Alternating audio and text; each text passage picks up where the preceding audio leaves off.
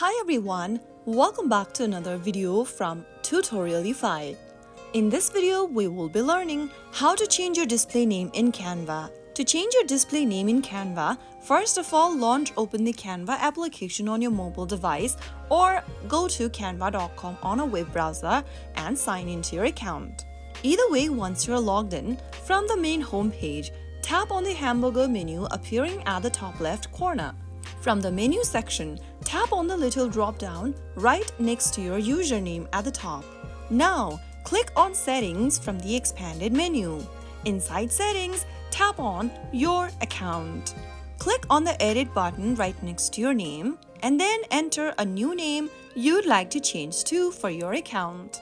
After you do that, click on Save, and there you have successfully changed your display name in your Canva account. Your name is now updated. This change will reflect in your account settings and design collaboration. I hope the tutorial was helpful. If it was, make sure to give it a thumbs up and subscribe to Tutorialify for more Canva tips and tricks. See you in the next video. Goodbye till then.